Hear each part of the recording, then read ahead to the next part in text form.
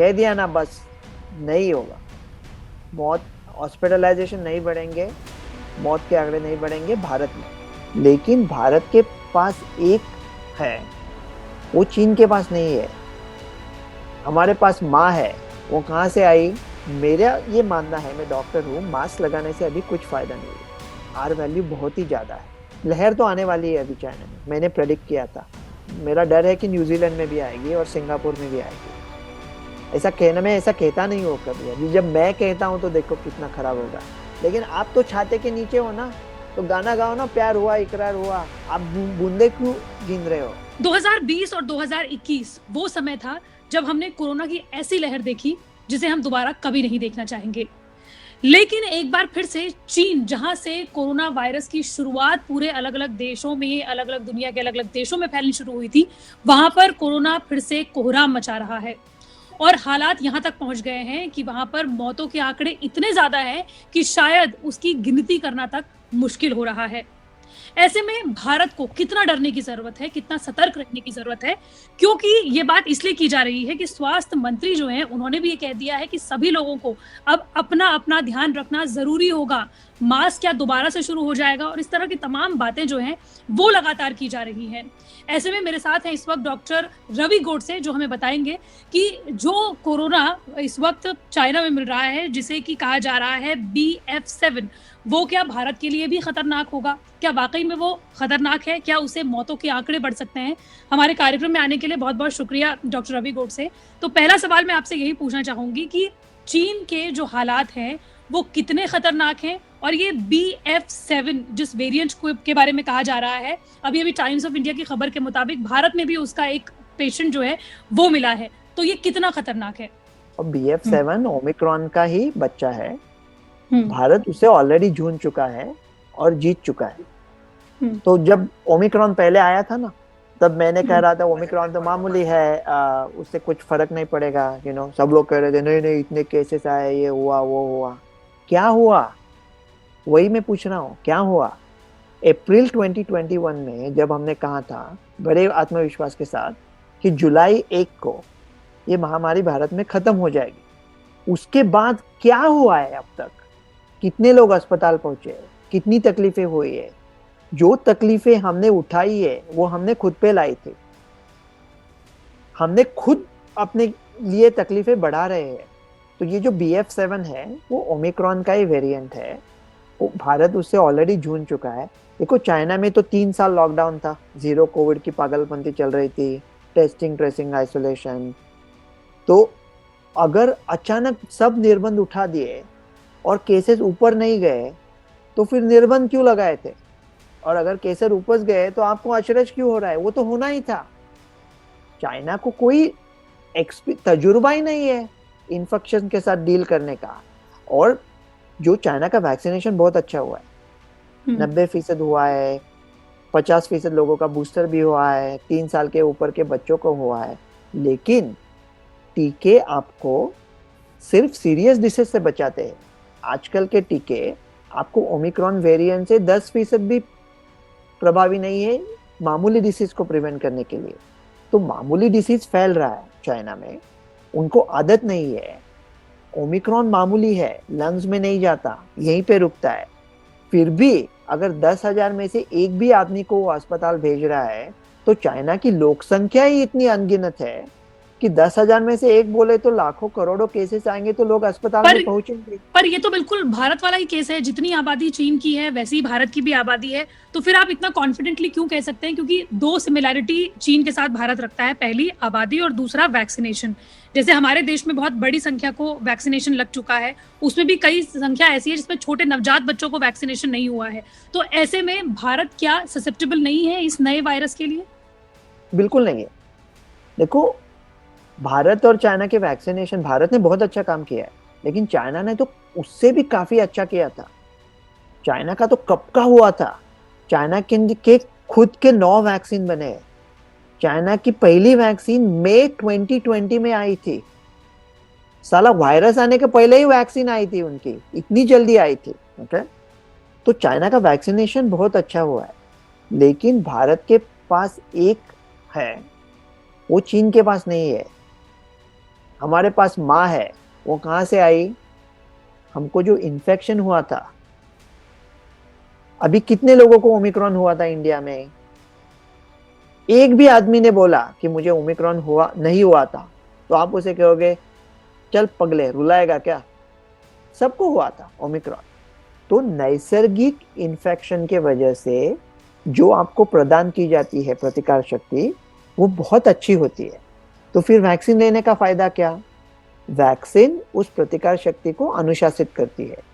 जिनकी उम्र ज्यादा है, जिनको इम्यून सप्रेशन है, उनमें वो अच्छा काम करती है। तो भारत को दुहेरी प्रोटेक्शन है, डबल प्रोटेक्शन है कि इन्फेक्शंस भी हुए थे और वैक्सीनेशन भी लिया था। इसकी वजह से ओमिक्रॉन, मैं ऐसा नहीं कह रहा कि ओमिक्रॉन नहीं होगा भारतीयों को। अगर कोई भारत का ऐसा बंदा है जिसने पहला डोज लिया था कोविशील्ड का, उसके बाद उसको डेल्टा हुआ, बाद में 3 महीने बाद उसने दूसरा डोज लिया, बाद में उसको ओमिक्रॉन हुआ, और बाद में उसने बूस्टर लिया, ये 5 चीजें की है, क्या उसको BF7 हो सकता है? हाँ, हो सकता है। हो सकता है, केवल मुमकिन ही नहीं, हो सकता है, शायद होगा ही। वो उसके पेशेंट के नजदीक आया, लेकिन वो अस्पताल नहीं जाएगा। और अगर वो अस्पताल नहीं जाता तो आपको क्या फर्क पड़ता है कि वो आया गया? आप इतनी तमाम बातें कर रहे हैं, आप 2022 से लगातार ये बात कह रहे हैं, और वाकई में ऐसा हुआ भी है। 2022 जो है वो भारत के लिए कोरोना के हिसाब से बहुत ब्लेसिंग लेकर आया कि बहुत कम केसेस मिले और मौतों के आंकड़े बेहद कम रहे। और अगर नहीं, श्रेया जी, मैं आपको रोक देता हूँ। केसेस कम मिले नहीं थे, हम लोग टेस्ट नहीं कर रहे थे, टेस्ट नहीं कर रहे थे, क्योंकि उनको डॉक्टर रवि गोडसे ने बोला था, अरे टेस्ट करके करोगे क्या? क्या लेकिन करोगे इस बार टेस्ट तो करके? लेकिन इस बार तो भारत सरकार तक खुद कह रही है, मनसुख मंडाविया जो हमारे स्वास्थ्य मंत्री हैं, उन्होंने भी आज टास्क फोर्स की मीटिंग की है, और टास्क फोर्स की मीटिंग में भी उन्होंने कहा है कि अब रैंडम जो टेस्टिंग है वो शुरू हो चुकी है। एयरपोर्ट्स पे अब लगातार टेस्टिंग जो है अब वो लगातार वो बढ़ा दी गई है। तो फिर ऐसे में इतना कॉन्फिडेंस कैसे है डॉक्टर? क्योंकि वाकई में हम सब लोगों को भी असमंजस हो रहा है कि आप इतना कॉन्फिडेंट हैं कोरोना नहीं आने पर, लेकिन सरकार जो है वो इस वक्त तमाम पाबंदियां लगाने की सोच भी रही है। अप्रैल 2021 में जब दूसरी लहर में चीता का सामान नहीं था, लोग मर रहे थे, तब मैंने कहा था कि नैसर्गिक इन्फेक्शन के वजह से हो गया अभी भारत का काम। 1 जुलाई 2021 को खत्म हो जाएगा और उसके बाद कोई लहर नहीं आएगी। तब सब लोग गिन रहे थे कि 8,000 लोग मरेंगे, 9,000 मरेंगे। अभी खुद ऐसी बात नहीं करनी चाहिए, लेकिन मैं बड़े प्यार से और बड़े नम्रता से आपको पूछता हूँ, अप्रैल 2021 से आज तक पिछले 17 महीने कौन सही है? जो भी बात, क्या गलत कहा है अब तक? जो कहा है सब सही कहा है, ठीक है? तो अभी आप बात कर रहे हैं टेस्टिंग। आप टेस्टिंग क्यों करते हैं? 2 वजह के लिए, उस आदमी को बचाने को और बाकी दूसरे लोगों को बचाने, ठीक है? अभी क्या दूसरे लोगों को बचाओगे? अभी चाइना में कह रहे हैं उसकी R वैल्यू 16 तक हो सकती है। अगर आपको लक्षण आने के पहले आप दूसरे को दे सकते हो ओमिक्रॉन, तो कैसे बचाओगे? क्या टेस्टिंग ट्रेसिंग करोगे? कहीं मुमकिन ही नहीं है, कर ही नहीं सकते। और अगर वो आदमी का टेस्टिंग रिजल्ट आपके हाथ में आया तो आप क्या कर सकते हो उसके बारे में? कुछ दवाएं हैं, अगर सीरियस हो गया तो अलग दवाएं हैं, वो छोड़ देते हैं। अगर आदमी मामूली सिम्टोमेटिक है तो क्या दवाएं हैं? मोनोक्लोनल एंटीबॉडी चलती है क्या? नहीं चलती। अभी एक भी मोनोक्लोनल एंटीबॉडी चलती नहीं, हमारे हाथ में नहीं है। एक शॉट है एव्यूशेल्ड करके, जो शायद अभी नहीं चलेगा, चल भी सकता है। वो 6 महीने तक इम्यूनोसप्रेस लोगों को बचाता है। किसी ने नाम भी सुना है भारत में एव्यूशेल्ड का? एक दवा है निर्मा ट्रेलवीर, जिसको यूएस में पैक्सलोविड बोलते हैं। यूएस में 13 महीने पहले आया था। भारत में हैदराबाद में 5,200 रुपए में बनाने वाले थे, सितंबर में न्यूज आई थी। मेरा परसों एक अमेरिकन पेशेंट गया था, मैं 5 घंटा फोन पे था, फार्मेसी ने नाम भी नहीं सुना था निर्मा ट्रेलवीर का। एक अभी जापान की दवा आई है, उसको झोकोवो कहते हैं, एनसेट्रेलवीर। एनसेट्रेलवीर निर्मा ट्रेलवीर से भी अच्छा है, उसका कोई साइड इफेक्ट्स नहीं है, सेफ है। थोड़ा ट्राइग्लिसराइड बढ़ सकता है, सिर्फ 5 गोली खानी है दिन में 1 बार, खाया तो अस्पताल जाने का चांस और ही 70-80% से कम हो सकता है। वो दवाई कहाँ है, पता नहीं। अभी 3 दिन का रेमडेसिविर दे सकते हैं, वो भारत में तो बात करना ही मुश्किल है, सब काला बाजार ब्लैक मार्केटिंग करके बैंड बजा देंगे, तो उसके बारे में बात भी नहीं करेंगे। ओमिक्रॉन एडजस्टेड बूस्टर से फायदा हो सकता है। ये 6 चीजें हैं, 5 हमारे पास नहीं है, 6 हमारे पास है, 5 हमारे पास नहीं है, छठी कर नहीं सकते। तो फिर टेस्टिंग करके हम क्या कर लेंगे, टेस्टिंग क्यों कर रहे हो? तो तभी से मैं वही कह रहा हूँ, सिर्फ उन लोगों की जांच की जाए जो लोग हाई रिस्क है, जिनके बारे में हम कुछ कर सकते हैं, सिर्फ उन लोगों की टेस्टिंग करें। और अगर उनकी टेस्ट पॉजिटिव आते हैं तो रिजल्ट जल्दी से जल्दी हाथ में आए। एनसेट्रेलवीर 3 दिन के अंदर लेना पड़ता है। अगर पूरे पूरे टेस्टिंग कर रहे हो तो 3 दिन के अंदर रिजल्ट कैसे आएंगे? अगर करोड़ों टेस्टिंग कर, अगर आपको कुछ करना है, अगर आपको कुछ करना है तो मैं बोल रहा हूँ क्या करो। मेरा ये मानना है, मैं डॉक्टर हूँ, मास्क लगाने से अभी कुछ फायदा नहीं है, आर वैल्यू बहुत ही ज्यादा है। लॉकडाउन से फायदा तो है नहीं, नुकसान ज्यादा है, लोग मर जाएंगे। क्या भूख से लोग नहीं मरते? क्या ना उम्मीदी से नहीं मरते? उससे कुछ फायदा नहीं है। टेस्टिंग करके क्या करोगे? टेस्ट स्ट्रेस आइसोलेशन, ये पागलपंती तो पहले थी, अभी तो ये पागलपंती की, उसके बारे में बात करना पागलपंती है। कुछ कर नहीं सकते। अगर आपको कुछ करना हो तो ये चीजें करो। ओमिक्रॉन एडजस्टेड बूस्टर या तो बाहर से मंगाओ। देखो, ये जो मैं चीजें कह रहा हूँ वो ये मैं चाइना के लिए कह रहा हूँ कि चाइना कैसे बच सकता है। अभी लोग झूंझ रहे हैं ना, एक्सपर्ट एक दूसरे के, 10 लाख लोग मरेंगे, कई उन्हें नहीं, छठ पगले 15 लाख मरेंगे, ऐसा वो उनको फर्क ही नहीं पड़ता, 10 लाख 5 जैसा इंडिया में कर रहे थे। मैं कहता हूँ चाइना खुद को बचा सकता है ये स्टेप्स लेके। भारत में कुछ होने वाला नहीं है, कुछ प्रॉब्लम नहीं है। लेकिन अगर आपको कुछ करना है तो ये करो जो मैं चाइना के लिए कह रहा हूँ। तो जो लहर आने वाली है ही नहीं, वो और नहीं चाहेगी। ओके, ऐसा करो। तो चाइना को मैं क्या कह रहा हूँ, डरो मत, लॉकडाउन मत डालो। मेरे ख्याल से मास्क और रिस्ट्रिक्शन से कुछ, लोगों को इल्जाम देना बंद करो। एसिम्टोमेटिक लोगों का टेस्टिंग बंद करो। जो सिम्टोमेटिक है, जो लो रिस्क है, उनका टेस्टिंग मत करो। हाई रिस्क सिम्टोमेटिक लोगों का टेस्टिंग करो। इम्यून सप्रेस लोगों की लिस्ट बनाओ, उनको एविशोल का शॉट दे दो। जो बहुत ही हाई रिस्क है, बहुत ही बूढ़े हैं, शायद वैक्सीन नहीं लिए, उनको 3 दिन रेमडेसिविर ट्राई करो। नहीं तो एनसेट्रेलवीर को जापान ने परमिशन दिया है, उसको इमरजेंसी अप्रूवल दे दो चाइना में।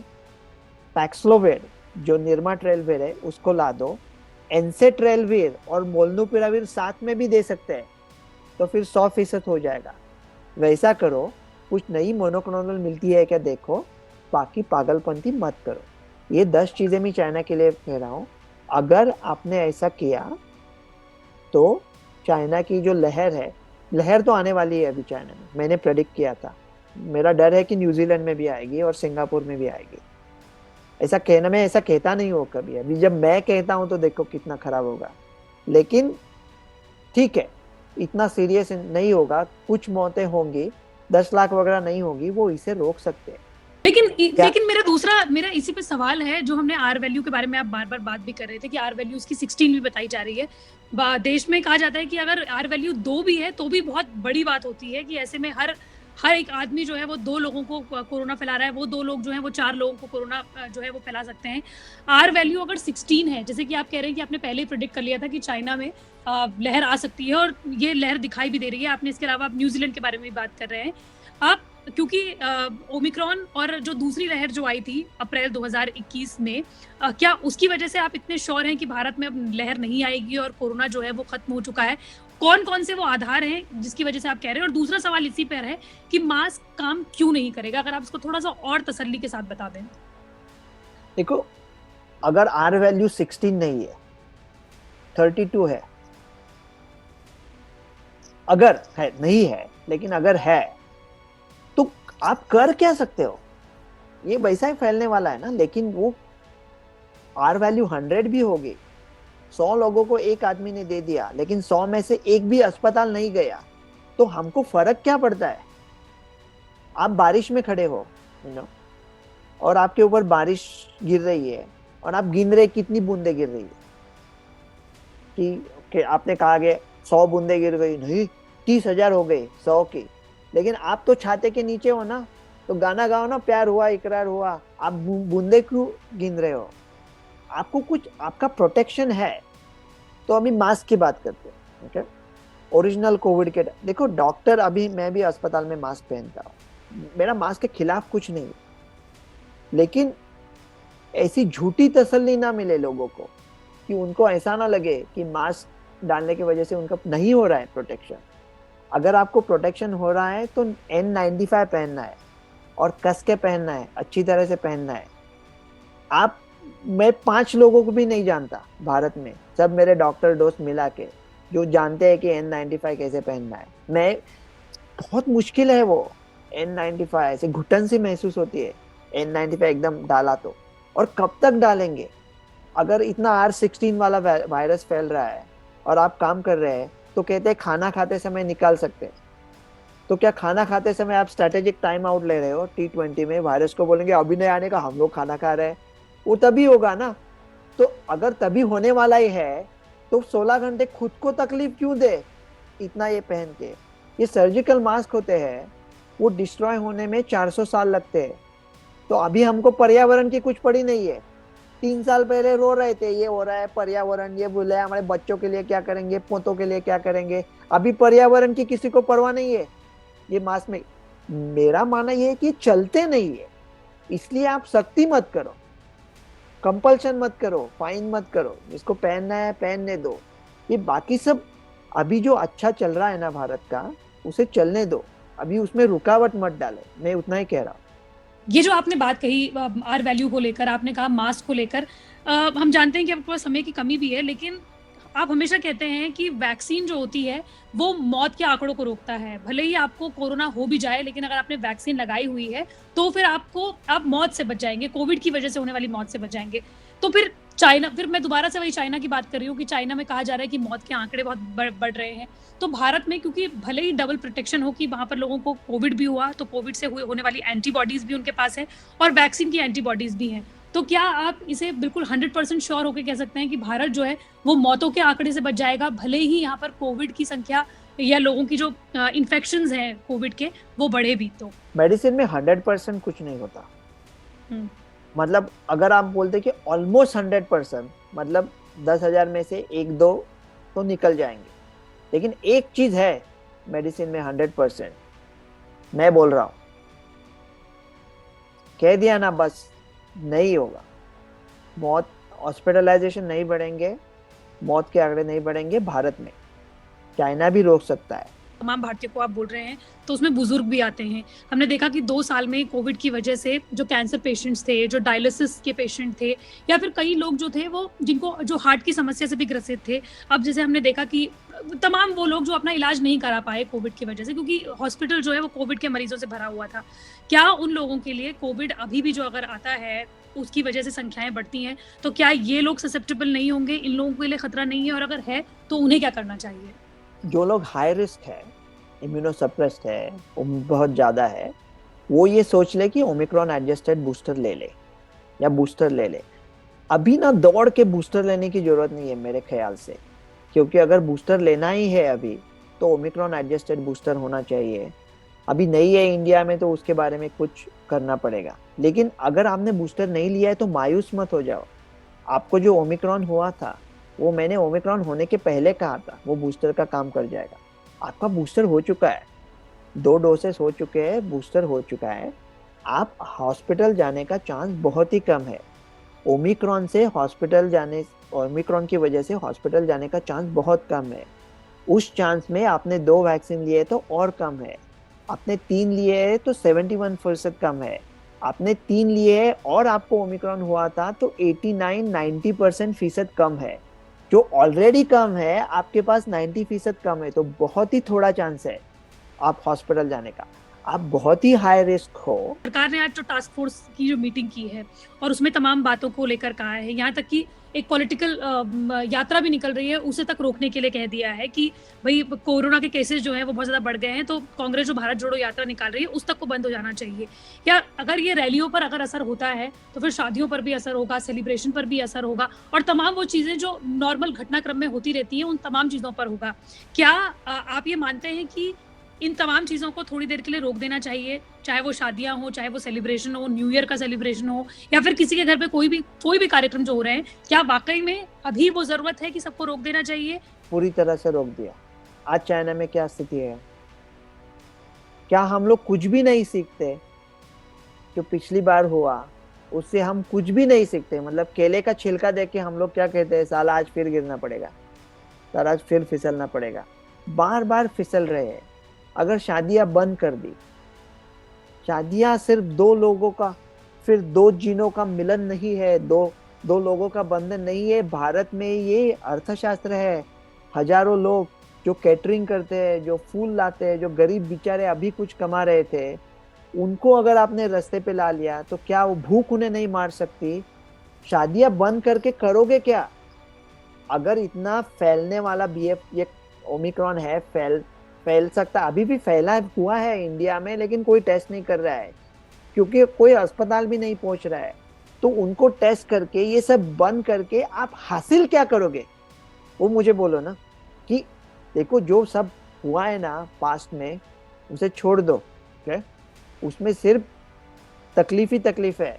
मेरे माजी को अंधेरों में छिपा रहने दो। मेरा माजी मेरे जिल्लत के सिवा कुछ भी नहीं। मेरे ख्वाहिशों का हासिल, मेरे काविश का सिला, एक बेनाम अजियत के सिवा कुछ भी नहीं। वो अजियत, वो दुख नहीं चाहिए अभी हमको। अभी ये सब बंद कर दिया आपने, तो आप हासिल वो बोलो ना मुझे कि क्या मिलेगा आपको ये सब बंद करके। मैं सिर्फ ये कहूंगा, अब डरना है तो सिर्फ डर से, बाकी कोई डर नहीं है। आप चैन से रहो, आराम से रहो, सुकून से रहो यारो। कुछ डरने की बात नहीं है, आराम से रहो। Thank you so much sir, और ये तमाम हमारे दर्शकों को पॉजिटिविटी देने के लिए भी आपका बहुत बहुत शुक्रिया।